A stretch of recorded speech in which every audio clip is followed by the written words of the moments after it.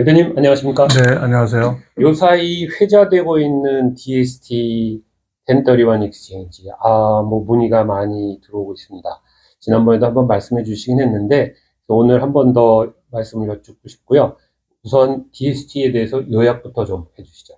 네, DST는 Delaware Statutory Trust 1031 Exchange 부동산이라고 하는데요. 과거에는 규모가 큰 기관 투자 부동산의 경우는 특정한 기관 투자자들만 투자를 할 수가 있었습니다.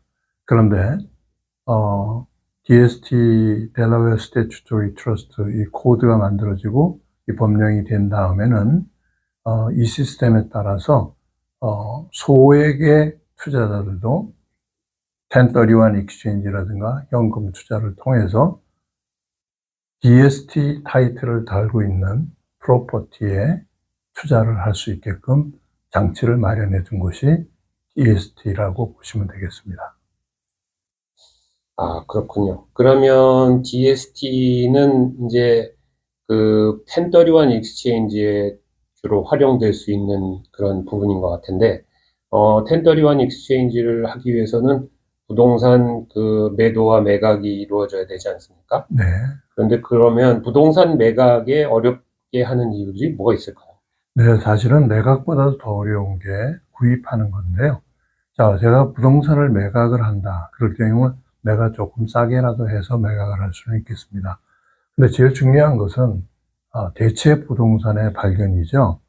그렇지 않으면 예를 들면 내가 100만 불에 20년 전에 구입한 프로퍼티가 20년 후에 지금의 500만 불이 됐다. 그러면 이거 캐피탈 게인만 해도 400만 불입니다. 그러면 여기에 대한 캐피탈 게인 텍스를 낼 경우는 상당한 금액을 지불을 해야 되겠죠. 이런 것들을 피하기 위해서 내가 마땅한 내 목적에 맞는 부동산을 구입을 해야 되는데 그 대체 부동산이 참 쉽지가 않은 것이죠. 그렇다면 대표님, 그 대체 부동산을 이용한 1031 익스체인지 어려움은 어떤 것인가요? 네, 우선 대체 부동산, 자, 제가 물건을 매각을 하고 나서 내 목적에 맞는 대체 부동산을 찾아야 되는데, 자, 제가 이제 500만 불을 매각을 하고 한 600만 불 정도에 해당되는 건물을 프로퍼티를 찾는데 그동안에 제 신용도라든가 여러 가지 사정에 따라서 새로운 부동산을 구입을 하려면 또 론을 받아야 되겠죠. 또 전에 있던 건물에도 론이 있었을 수도 있고, 그런데 그 론 자체에도 굉장히 어려움이 있습니다. 그렇지만 DST는 이미 트러스트 자체가 다 론을 받아 있기 때문에 그 론 문제에 대해서는 쉽게 넘어갈 수 있는 여러 가지 장점이 있겠죠. 그 다음에 이제 사이즈도 문제입니다. 가령 예를 들어서 500만 불을 내가 돈이 들어왔는데 400만 불짜리 아주 좋은 그 프로퍼티가 있어요. 그 400만 불을 구입을 했고 한다 그런다면 100만 불이 남죠. 또 세금을 내야 되지 않겠습니까? 그럼 그 100만 불에 마땅한 또 대체 부동산도 있어야 되고, 그래서 내 형편에 맞게끔 가지고 갈 수 있는 여러 가지 그 플렉시빌리티를 DST가 제공할 수 있다고 보는 것이죠. 그러면 상속대의 문제도 뭐 DST의 장점이 있을까요? 이거 좋은 질문이시네요. 예를 드십시다. 제가 자녀가 셋이 있습니다. 그런데 내가 지금 600만 불 정도의 이 부동산을 어떤 밸류를 가지고 있다면 각각 나누어서 200만 불씩 줬으면 다 좋겠는데 현금화할 수는 없겠죠. 세금 때문에. 그렇다 그러면 앞으로 스텝업 할 경우를 계산을 해서 아예 투자를 할 때 다 같이 200만 불에 해당되는 그런 프로퍼티를 자녀들에게 제공을 할 것을 염두에다 두고 구입을 했다면 아주 공평한 그런 그 상속의 문제를 해결할 수도 있는 그런 유리한 점도 있겠습니다. 그 부분은 다음 시간에 제가 조금 더 구체적으로 설명을 해드리도록 하겠습니다. 그렇군요. 네, 그러면 이런 1031 익스체인지 진행상의 어려움은 어떤 게 있을까요? 네, 그 identification period라고 해서 45일입니다. 이것은 칼렌더 데이예요. 토요일, 일요일까지 다 포함되는 거죠.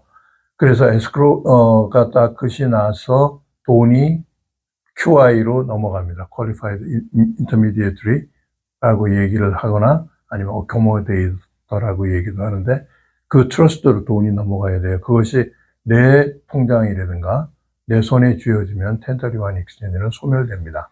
그러면 45일을 그 안에, 그 피리어드 안에 내가 대체 부동산에 리스트업을 해야 돼요. 거기는 200% 룰이 있는데 그건 너무 디테일한 얘기고 그렇게 해서 리스트를 했어요. 했는데 한 60일, 70일 지나서 진행을 하다 보니까 45일은 이미 지나갔고요.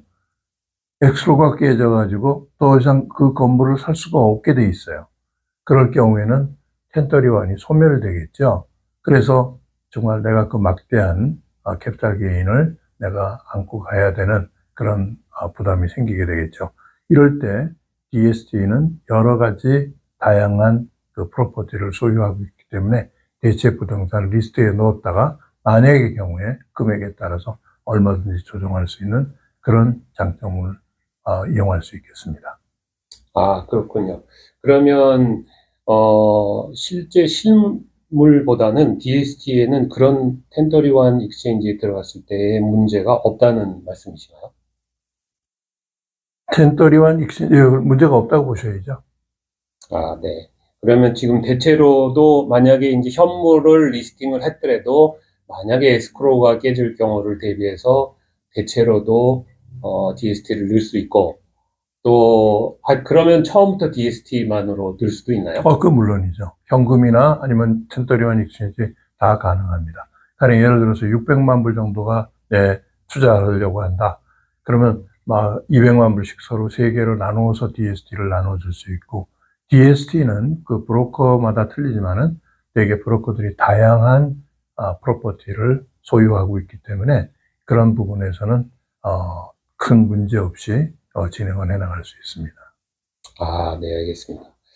대표님, 저희는 캘리포니아에 계신 분들이 그 문의가 많이 오는데, 캘리포니아가 부동산 소유주에게 굉장히 어려운 주로 알려져 있거든요. 그 이유가 뭔가요? 네, 캘리포니아는 테넌트 위주의 그 부동산 정책이라고 보시면 되겠고요. 여러분 잘 아시잖아요. 테넌트 한 사람을 내보내거나 그게 굉장히 어려운 그런 것을 겪는데, 캘리포니아가 굉장히 까다롭죠. 오너들한테는. 그렇기 때문에, DST 부동산 자체도, 캘리포니아에는 많이 없습니다. 주로 텍사스, 타주에 주로 많이 있는데, 작년에, DST 총 판매액의 상당 부분을 차지하는 것이 전부 다 캘리포니아 투자자들이었습니다. 아, 그렇군요. 그렇다면 대표님이 DST는 결국 부동산 투자의 한 방식인데, 이 DST를 사용을 해서 1031 익스체인지를 정말 실패할 리스크를 갖지 않고 갈 수 있다 하는 것이 정말 요점인 것 같은데 이러한 좋은 DST를 왜 한인 사회에는 아직까지 널려지지 않은 이유가 뭘까요? 네, 1031 익스체인지 그 진행 사항의 이점뿐만 아니라 다음 시간에 얘기를 하시지만 텍스의 문제, 관리의 문제 여러 가지 유리한 점도 있겠습니다만은 DST가 알려지지 않은 것은 DST의 영역이 2003년도에 코드를 받은 거기 때문에 금융감독위원회에서 또 IRS 코드를 가진 것이기 때문에 역사도 짧기도 하지만은 주류 사회에서는 굉장히 많이 활용되는 방법인데 특히 한인 사회에서 알려지지 않은 이유는 라이센스의 문제입니다. 부동산 라이센스를 가진 분들이 이것을 할 수는 없고요. 이것은 금융 라이센스가 있는 분들, 세큐리티 라이센스가 있는 분들만 할 수가 있는 데다가 또 DST 부동산을 소유하는 그런 그 리스트를 가지고 있는 브로커 딜러하고의 계약이 잘 맺어진 그런 분들만 할 수 있기 때문에 아무래도 그런 부분에서 관리하시는 분들이 굉장히 적다고 보시면 되겠죠. 그래서 저희들이 변호사님들이나 CPA 선생님들한테 많이 지금 홍보를 하고 있습니다. 아, 네, 오늘 말씀 감사하고요. 그럼 다음 주는 말씀하신 DST에 대해서 좀 더 구체적으로 어떻게 준비해야 되는지, 프로세싱은 어떻게 되는지, 또 실제 사례도 좀 들어주시면 좋겠습니다. 감사합니다. 네, 고맙습니다.